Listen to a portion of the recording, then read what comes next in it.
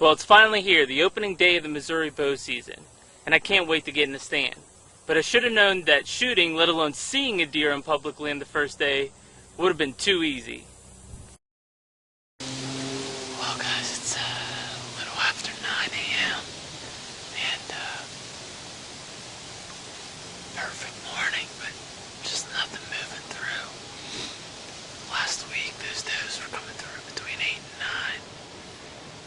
Pretty consistently, and I don't know, maybe the opening day pressure got to them, and there's 5 other people out here that really could have did something. I wish I could hunt every day, but that's not realistic. So my next opportunity to get out forces me to skip some college football on Saturday and head to the stand in the afternoon. Alright folks, it's September 17th.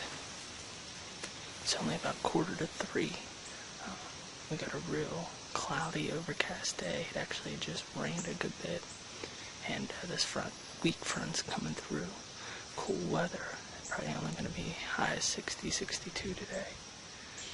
And we're sitting in what we call the cedar stand.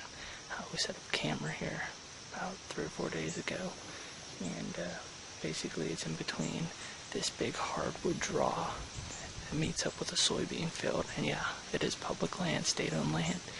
They put in a lot of cash crops on this property.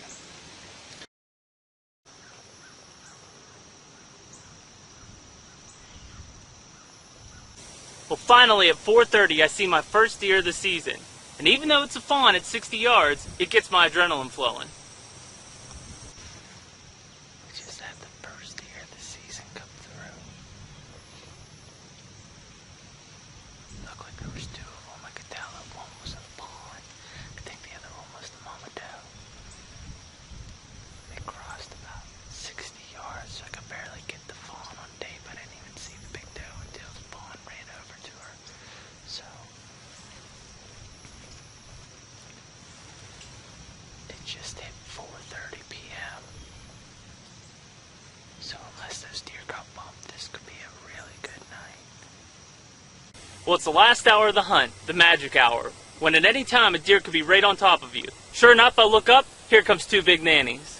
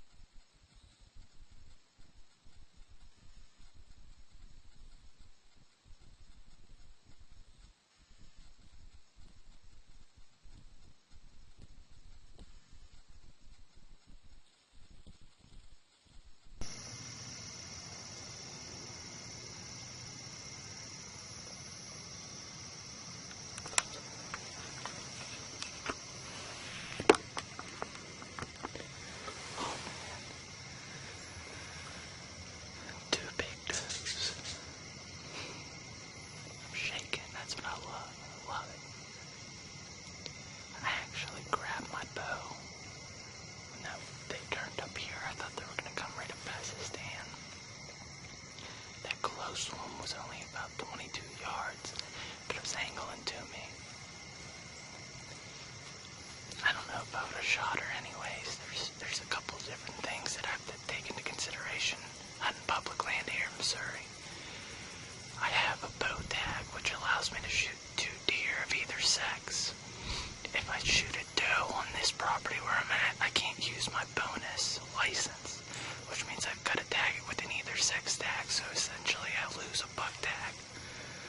Well, seeing those does in the afternoon had me all pumped up, so the next morning I head right out to my opening day spot, but no luck.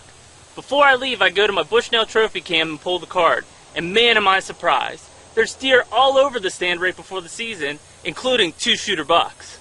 A young 9-point that I think's only 2.5 and will score 110 inches. And to my surprise, a 5.5-year-old plus brute that I call Funky 9. He's going to score somewhere around 135 and is definitely on my hit list. So after seeing those pictures, my adrenaline's really going. It's time to pack up the gear, head out after our first public land hit list buck, Funky 9. As you can probably hear around me, we got some rain coming down today. We should be just about out of all the rain, but it still was pretty warm in the 70s. And it's very humid. We're sitting about 250 yards from where we were getting the pictures of the 2 shooter bucks on the city land. The reason for it is, first of all, we've got a south wind, and that stand is terrible in a south wind. We would have busted anything that came to us. Second of all, this gives us an opportunity to try to get on those deer quicker.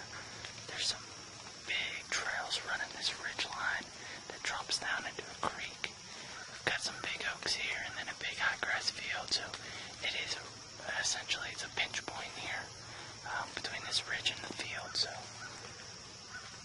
we're gonna sit tight and see what happens, but I'm thinking that there'll be some deer that come from back down over here to our right and start moving along the ridge up towards where our stand is. So let's wait and see what happens.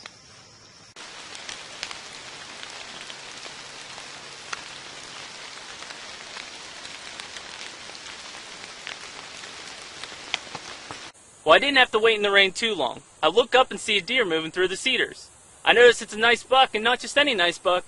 It's Funky 9, and he's coming right towards me. Now I've got my bow in one hand and camera in the other.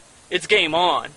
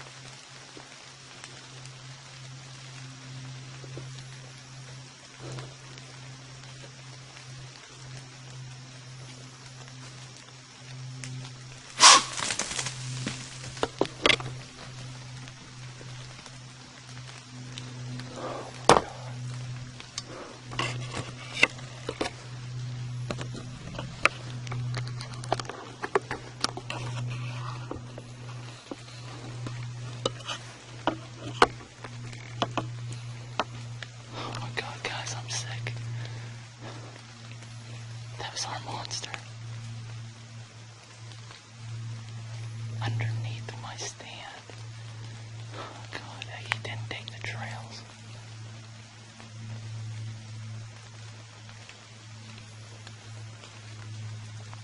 I want to throw up right now. That was our 130 plus inch monster on public land. 6:15 in the afternoon. He was underneath the stand. I couldn't even videotape because it was so close.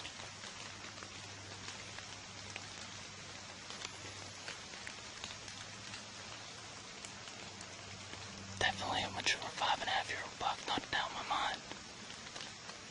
If he would have kept going, we would have had full draw on him and smoked him.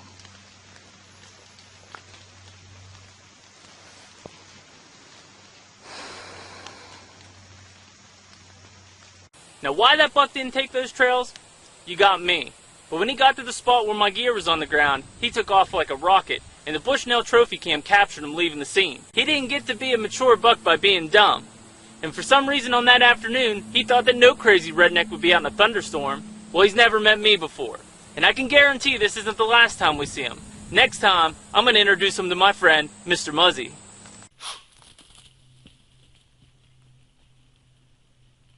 Well, that's going to do it for episode 2 of Buckscore's Public Pursuit. Join us next time when we find out that Funky 9 isn't the big boy in the area. And always remember, hunting is the most important wildlife management tool we have. Being a hunter is both a privilege and a responsibility.